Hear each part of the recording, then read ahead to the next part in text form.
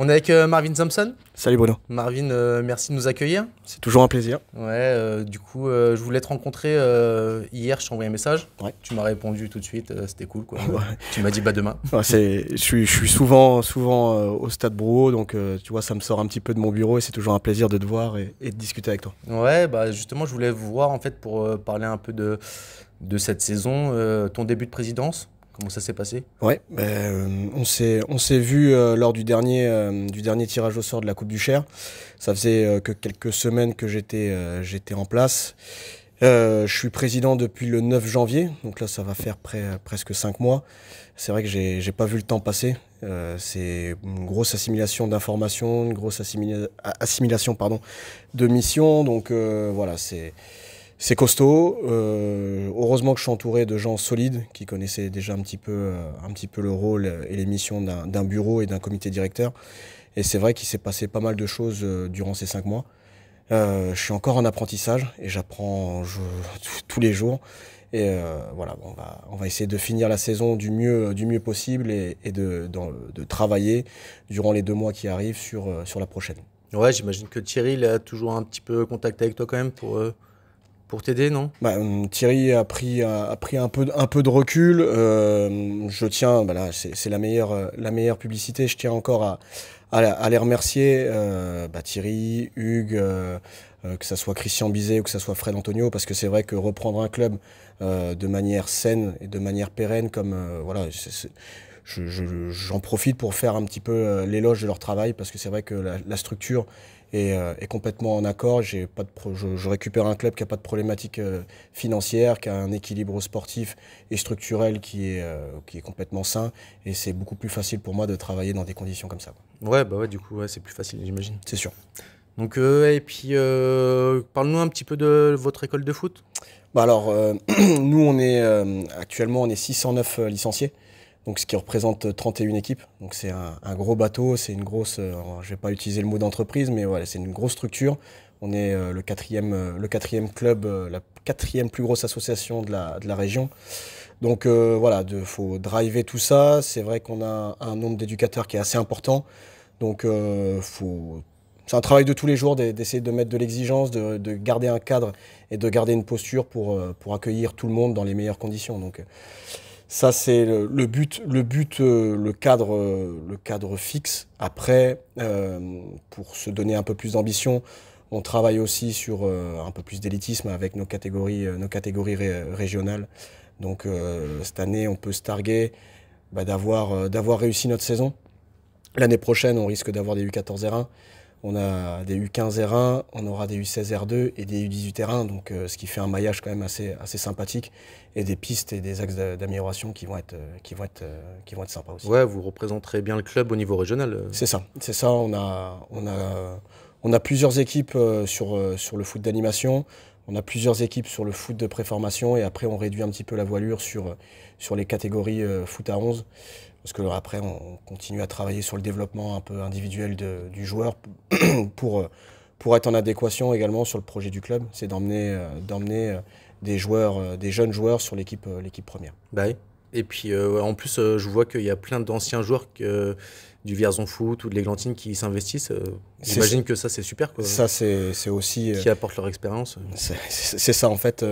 Dans ce nouveau projet club, j'essaye d'être insistant sur l'identification, sur les valeurs et les principes, moi personnellement, qui m'ont fait rester à Vierzon. Parce qu'à l'origine, je ne suis pas vierzonais, et ça fait maintenant 13 ans que je suis au club. Et c'est vrai que ces valeurs de travail, ces valeurs de convivialité, et ces valeurs, voilà, on connaît le Vierzonais pour son côté combattant, et d'avoir ces anciens qui apportent ces principes et ces valeurs, c'est une plus-value pour moi et pour le club. Ça, c'est une certitude. Ouais, c'est un vrai appui, quoi. Non, bien sûr. Là, tu peux te dire que c'est des gens qui seront toujours là, quoi. C'est des gens de confiance, parce que j'aime beaucoup marcher à la confiance, et c'est des gens qui vont apporter cette grinta qui pourra faire peut-être la différence plus tard. C'est top. On va parler un petit peu de la N3. Ouais. Sur une saison qui a été un peu compliquée, mais depuis le début de la saison, en fait, vous l'aviez annoncé que vous étiez un peu sur une saison de transition avec beaucoup de jeunes, avec un groupe à faire évoluer, quoi. C'est ça, en fait, il faut ingurgiter la descente, la descente de N2 à N3. On a rajeuni le groupe, c'était une volonté aussi du club de travailler avec des jeunes, de pouvoir envoyer des signaux positifs à nos jeunes, que ce soit en U15, U16, U18, et de se dire que la porte est ouverte dans le groupe N3. Ça a mis du temps, l'apprentissage, les joueurs aussi sont en apprentissage, ne connaissaient pas forcément le niveau, on n'avait pas forcément gardé des titulaires de la saison précédente en N2. Donc voilà, tout s'est mis en place petit à petit et au final on arrive sur une potentielle 5e place qui est super intéressante, sur des axes d'amélioration des jeunes joueurs qui sont montés en puissance. Et ça, il faudra féliciter aussi le staff, Davy et tout son staff par rapport à cette évolution des différents jeunes et des différents joueurs qui composent l'effectif N3. Ouais, parce qu'il y a eu un très bon début de saison, il y a eu un parcours en Coupe de France pas négligeable. Ouais.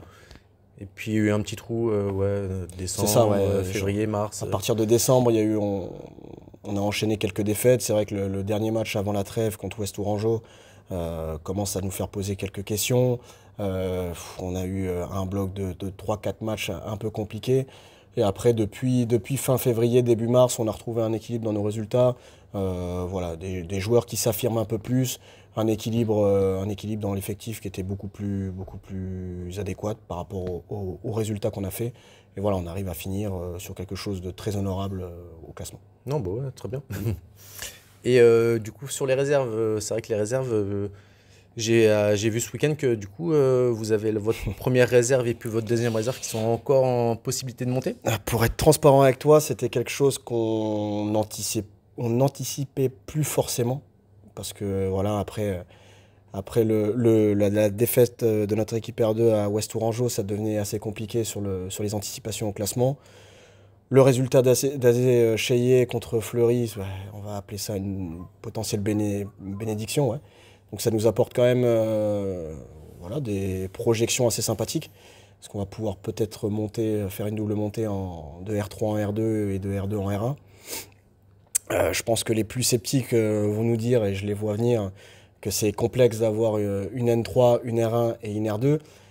Je pense que c'est quelque chose de porteur, parce que ça va aussi en adéquation avec le projet du club.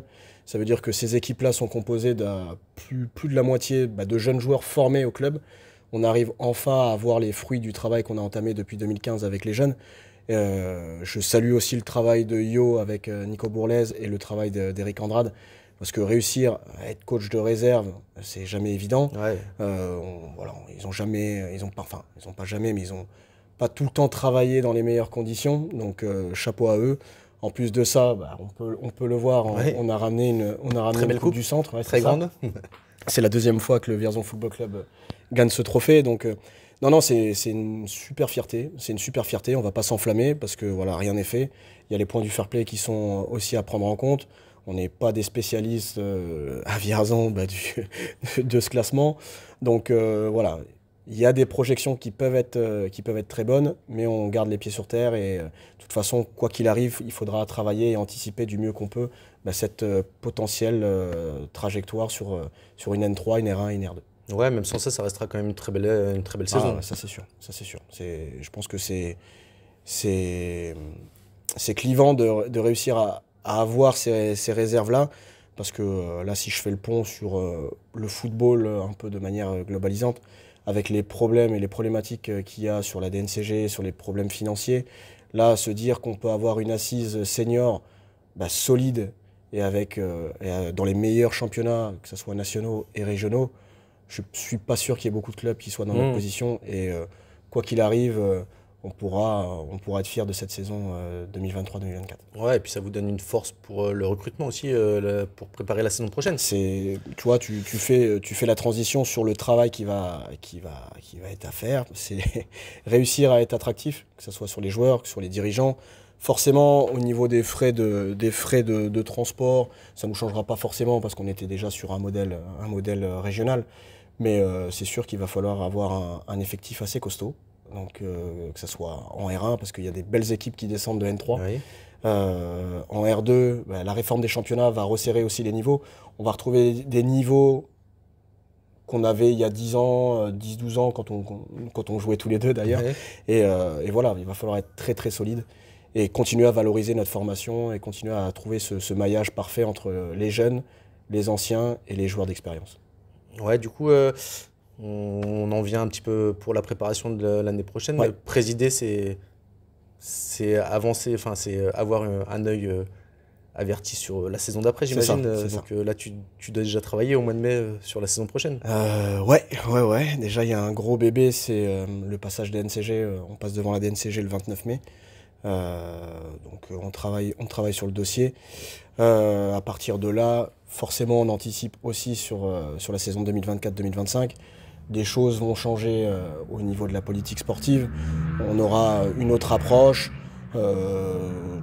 Toujours garder ce fil conducteur sur l'identité et le travail au niveau du club. Et voilà, essayer de mettre un peu plus de lien entre toutes les entités de la sauce. Et continuer à être ambitieux, ça, on ne va pas se refuser d'être ambitieux. Voilà, on n'avait pas forcément visualisé notre saison à l'instant T. C'est très bien, mais c'est pas une fin en soi, il faut continuer à travailler. Et ça va être le leitmotiv de la saison suivante, continuer à travailler avec du lien, avec de la convivialité et en étant le plus attractif possible. Ouais, le Vierzon Foot a encore de belles années devant lui. J'ai- Avec toi, jeune président. Ouais. Qui... Après, on a d'autres axes d'amélioration. Là, on est sur un développement de la diversification des offres. Le foot adapté. Ouais, c'est ça. On va se faire affilier. On va avoir une affiliation sport adapté. On va ouvrir notre première session futsal, donc avec une première équipe senior. On va ouvrir notre première session e-foot, donc qui sera coordonnée par Tony Desseret, qui va dans 2 semaines FIFA. au championnat de France à Clairefontaine sur FIFA 2024. Donc voilà, il y a quand même des beaux axes d'amélioration. Il y a la féminisation de la pratique aussi, sur laquelle on va être hyper attentif. On va avoir, je l'espère, le premier label argent féminin. Donc voilà, c'est pas mal de projections positives. Mais comme je te dis, en fait, c'est pas une fin en soi. C'est voilà, le travail de tous les jours. Et je peux porter au nom du club voilà, une grande fierté sur cette saison 2023-2024, sans oublier, et je le répète, l'ancienne direction, Thierry, Hugues, Fred et encore Christian Bizet. Mais voilà, c'est toute cette somme d'individus, toute cette somme de volonté et d'investissement qui font que le Vierzon Football Club est à l'instant T potentiellement une référence dans la région. Bon, bah super. Bon, bah Mervyn. Merci beaucoup, Bruno. Merci à toi. Et puis on se dit peut-être à bientôt Ouais, pas de souci. pour fêter de montée. Je l'espère. On le souhaite. Bon, Allez, pas de bonne problème. soirée. Salut, Bruno.